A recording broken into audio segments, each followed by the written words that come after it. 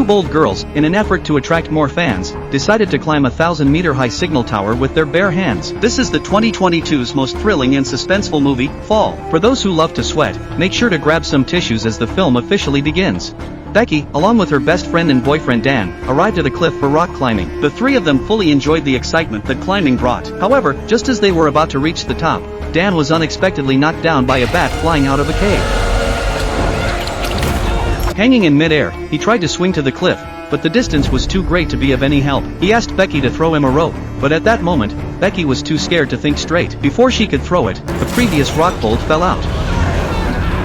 Just like that, her boyfriend fell to his death. Heartbroken, Becky drowned her sorrows in alcohol, trying to numb herself with drink and often talking to her boyfriend's ashes. Seeing her best friend in such a state, her influencer friend suggested they take on the tallest signal tower in the city. This would not only gain them a lot of fans but also help Becky regain her spirits. More importantly, if they didn't go this year, the tower would be torn down next winter. Although Becky wanted to refuse, she couldn't withstand her friend's persistent urging and eventually agreed. The two then set off on their dangerous adventure. Before leaving, her friend made sure to start a live stream to interact with their fans, unaware that danger was slowly approaching.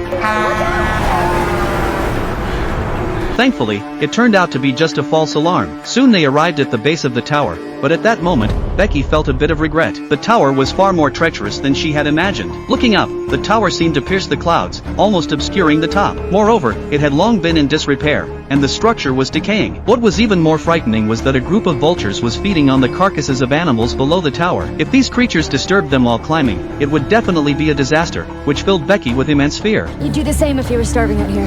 However, her friend encouraged her to face her fears to conquer them. Ultimately, with her friend's prodding, Becky gave in. To ensure mutual safety, they tied their safety ropes together. If one of them faced an accident, the other would have a chance to buffer it. However, they were unaware that after only climbing a few levels, the steel cables at the tower base began to tremble, and the screws on the tower were loosening as they climbed. Sure enough, the ladder broke the next second, making Becky realize this was not a good sign. But the bullet had already been fired. There was no turning back. She had no choice but to continue climbing. After an hour, the two girls climbed to the first tower platform, which was over 1,000 meters above the ground. If they fell, there would be no chance of survival. They were about to face the challenge of climbing without the protection of the metal frame. At this point, Becky felt her legs go weak, but her friend's only encouragement was to look up. Unable to resist, Becky glanced down, and that sight made her legs feel like jelly, as if her lower body wasn't even hers anymore. However, since they were tied together with a safety rope, Becky had to keep up with her friend, who was climbing steadily above her. So, she dragged her legs and continued to ascend. After a challenging moment, her friend was blocked by two signal transmitters. Fortunately, being agile, she squeezed through a narrow gap, pulling on the safety rope while encouraging Becky to follow her lead. Becky fought to overcome her fear and mimicked her friend's movements, eventually making it through the obstacle. As they neared the top, her excited friend began to shake the ladder playfully. However, they didn't notice that a screw on the ladder had already flown off. Soon, her friend reached the summit, but just as she was helping Becky up, another crucial screw holding the ladder in place also came loose. The two celebrated their successful climb, eagerly posing for various pictures to boast about later. They even controlled a drone for a complete, angle-free shoot. However, this wasn't enough for her thrill-seeking friend. Despite her slender figure, could hang from heights with ease. She not only enjoyed her solo feats but also encouraged Becky to mimic her. After their photo session, the two prepared to return to the ground. Before leaving, Becky scattered her boyfriend's ashes into the sky, fulfilling his ultimate wish as an extreme sports enthusiast. Yet, just as Becky was descending the tower, an accident occurred.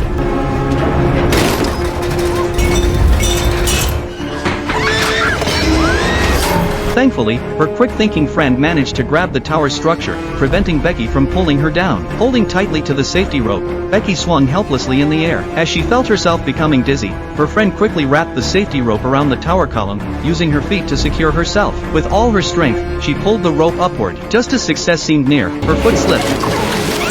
But her friend was quick to grab the safety rope again. After several pulls, she managed to bring Becky up. Surviving the ordeal, Becky was overjoyed, but the next second, she was stunned to realize that the ladder had completely fallen away, leaving only a bare iron post. With no way back, Becky quickly took out her phone to call for help, but there was no signal at such a high altitude. In her desperation, Becky started to complain, only to accidentally discover a signal flare and a pair of binoculars hidden in the tower. They both regained hope at that moment. Meanwhile, Becky noticed a large wound on her leg. Her friend quickly took off her jacket and helped Becky bandage it.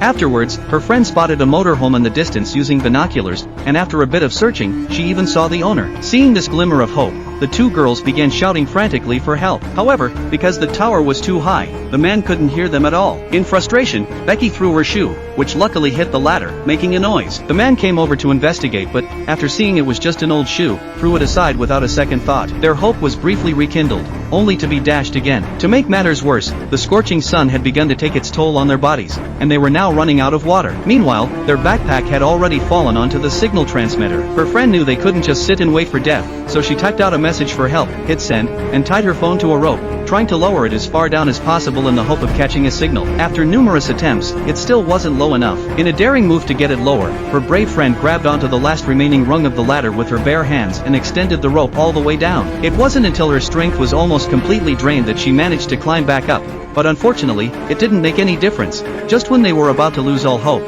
they noticed the man from earlier returning to his vehicle. Their hope was reignited, but they still had to hold on for a few more hours because the signal flare would only be useful after nightfall. Soon, night fell, and Becky, eager for rescue, fired the flare. The dark sky lit up, successfully grabbing the man's attention. Excited and thinking they were finally saved, the two girls started celebrating. But they could never have predicted what would happen next. Instead of rescuing them, the man seized the opportunity to steal their car and drove away. Their brief moment of hope was quickly shattered, plunging them back into despair. Left to endure the night, they knew they couldn't rely on others any longer. After some thought, they realized that their only option was to retrieve the backpack with the drone. Her friend decided to take a risk. She attached the safety rope to the pole and slowly began descending. Things quickly went wrong, but her incredible arm strength helped her avoid disaster. She carefully adjusted her stance, bracing herself against the tower with her legs and gradually making her way down. When she finally reached the signal transmitter, she realized the rope wasn't long enough, and frustratingly, she was just short of reaching the backpack. Ignoring Becky's protests, she unclipped the safety rope and tried to grab the bag with one hand while holding onto the tower. But despite her efforts, she couldn't reach it. In a moment of desperation, she made a bold move, kicking off the tower and swinging high into the air, then releasing her grip to land directly on the signal transmitter. Becky was stunned, unable to take her eyes off her friend, terrified that she might slip. Fortunately, her friend stabilized herself in time and was safe. As she looked down, she realized the ladder below was completely gone. With all hope now resting on the drone, she prepared to return to the top, but panic set in when she couldn't reach the safety rope. She pulled out a selfie stick, attempting to hook the backpack onto the rope, but the strong winds at the top made it difficult to control. After several failed attempts, she finally succeeded. The critical moment had arrived. With her focus entirely on the bag, she slowly crouched, then leaped with everything she had. Becky, watching from above, was frozen in shock. She quickly pulled the rope as her friend used every ounce of strength to climb up. Just as she was nearing safety, disaster struck again, and Becky screamed in horror, unable to imagine her friend slipping away. But when she looked down, relief flooded her. Her friend had managed to grab the rope and hadn't fallen. Without wasting any time, Becky hauled her friend back to safety. Instead of embracing, Becky immediately grabbed the water bottle from the bag and drank. Her friend hurriedly reminded her to use the drone to call for help. However, as Becky began flying the drone, she realized the battery was nearly dead. Luckily, she remembered the signal light at the top of the tower, which might charge the drone. With nothing to lose, Becky decided to take the risk, climbing to the very top. Despite the extreme danger, her survival instincts took over, and after an exhausting climb, she reached the top. She removed the light bulb, used her metal necklace as a conductor, and plugged the drone charger into the light socket. Against all odds, it worked, and the drone began charging. Becky stayed up there for a full hour, completely drained. Finally, she descended, wrote a rescue message, and attached it to the drone. With her careful piloting, the drone flew smoothly towards a distant motel. As long as they crossed the road, they'd be seen. Becky was overjoyed, but just at the last moment, although the drone shattered, if the truck driver noticed it, the goal would still be achieved. However, she never expected that the driver would turn out to be an irresponsible person. Worried about compensation, he simply fled the scene. All hope was lost, and Becky fell into deep despair. But the worst was yet to come. At that moment, she suddenly realized her best friend had become unusually cold, as if she had given up on surviving. This was completely unlike her friend's usual personality. Becky asked her if she didn't want to go down anymore. Her friend responded, "I'm already down there." This statement sent chills down Becky's spine. Only then did she realize that her friend hadn't survived the earlier accident but had died upon impact on the signal dish. The shock caused Becky to hallucinate, mistaking the bag she had pulled up for her friend. In reality, on this 1,000-meter tower, she had been alone all along. Overcome by extreme despair, Becky slowly lost consciousness. At that moment, a vulture flew over. After confirming that Becky was dead, it started pecking at her thigh. But unexpectedly, Becky quietly opened her eyes, grabbed the vulture by its neck, and began slamming it against the tower again and again until the vulture stopped moving. The bird then became Becky's natural source of food. After regaining her strength, Becky secured the safety rope and began to slowly descend. Once the rope was fully extended, she decisively unfastened the safety buckle and jumped onto the signal dish. Looking at her friend's lifeless body, Becky was heartbroken. But at that moment, only her friend's body could help her. She used her phone to send a distress message to her father and then placed it inside her friend's body, pushing it off the tower. With her friend's body cushioning the fall, the phone successfully sent the message. But just then, the signal dish wobbled, and Becky nearly fell off. She instinctively stepped back but found there was nowhere to retreat. She could only curl up on the precarious signal dish, waiting desperately for a miracle. In the final scene,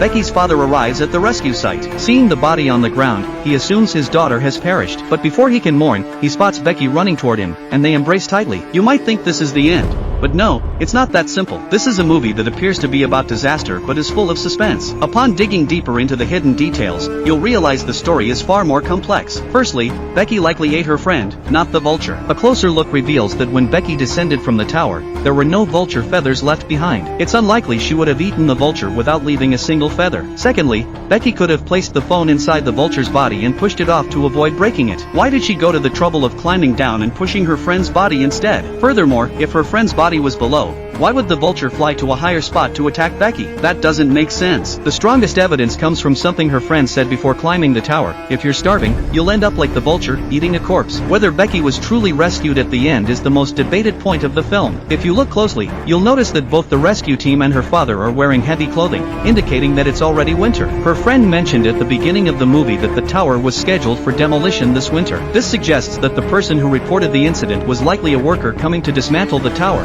not her father. The most critical clue is the blanket covering Becky, which is the same blanket that covered her friend's body. This could imply that both Becky and her friend died, and everything we saw was just Becky's final fantasy before her death. This fantasy ultimately serves as the film's biggest twist. If you're lucky enough to watch the original film, you'll realize how it completely overturns the entire plot.